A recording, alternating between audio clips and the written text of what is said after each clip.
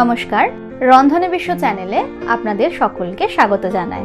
আজ আমি আপনাদের সাথে শেয়ার করব একটি রিকোয়েস্টেড রেসিপি, চানা মশালা। রিকোয়েস্টই করেছিলেন সাথী দেয়াশী। তাহলে চলুন আপনাদের দেখায় আমি কিভাবে চানা মশালা বানিয়ে থাকি। চানা মশালা বানানোর জন্য নিয়ে নিয়েছি 100 গ্রাম কাবুলি চানা। কাবুলি চানাটা আমি ওভারনাইট ভিজিয়ে রেখেছিলাম।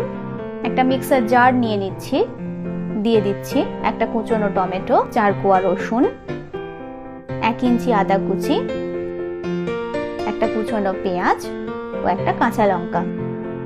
দিয়ে দিচ্ছি সামান্য জল। এইবার একটা স্মুথ পেস্ট বানিয়ে নেব। প্রেসার কুকারে দিয়ে দিলাম আগে থেকে ভিজিয়ে রাখা কাবুলি চানা। দিয়ে দিচ্ছি পরিমাণ মতো জল। এর মধ্যে দিয়ে দিচ্ছি 1 টুকরো দারচিনি, 2টো ছোট এলাচ ও 4টি লবঙ্গ। ঢাকনা লাগিয়ে মিডিয়াম ফ্লেমে রেখে দেব 8টা সিটি হওয়া পর্যন্ত। গ্যাসের ফ্লেমটা অন করে কড়াই বসিয়ে দিলাম। কড়াই গরম হলে দিয়ে দিচ্ছি 4 টেবিল স্পুন মতো সরষের তেল। ফোড়নের জন্য দিয়ে দেবো একটা শুকনো লঙ্কা, একটা তেজপাতা ও 1 চা চামচ গোটা জিরে। ফোড়নটা একটু নাড়াচাড়া করে দিয়ে দিলাম একটা কুচনো পেঁয়াজ।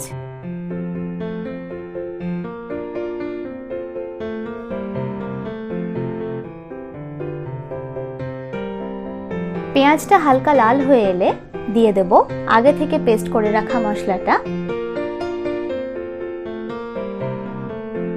মশলাটা একটু নাড়াচাড়া করে দিয়ে দিচ্ছি 1 চা চামচ হলুদ গুঁড়ো, 1/2 চা চামচ কাশ্মীরি রেড চিলি পাউডার। ভালো করে মিক্স করে নেব। এবার দিয়ে দেব 1 চা চামচ চানা মশালা পাউডার। বাজারে বিভিন্ন কোম্পানি চানা মশালা পাউডার কিনতে পাওয়া যায়। আপনারা যে কোনো কোম্পানি চানা মশালা পাউডার ব্যবহার করতে পারেন। দিয়ে দেব স্বাদ মতো নুন।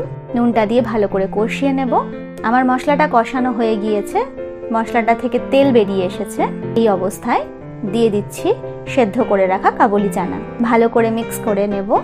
এই রান্নাটির উৎপত্তি প্রধানত ভারতবর্ষের উত্তর দিকে, কিন্তু এই রেসিপিটি এতই সুস্বাদু ও প্রোটিন সমৃদ্ধ যে এটি আস্তে আস্তে সারা ভারতে জনপ্রিয় হতে শুরু করে। চাপা দিয়ে দেব 10 মিনিটের জন্য।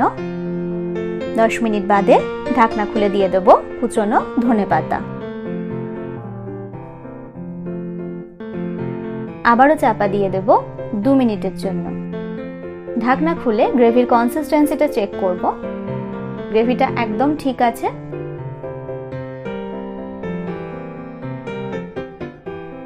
তৈরি হয়ে গেল চানা মশালা। এই চানা মশালা গরম গরম পরিবেশন করুন বাটোরা, লুচি, পরোটা বা রুটির সাথে।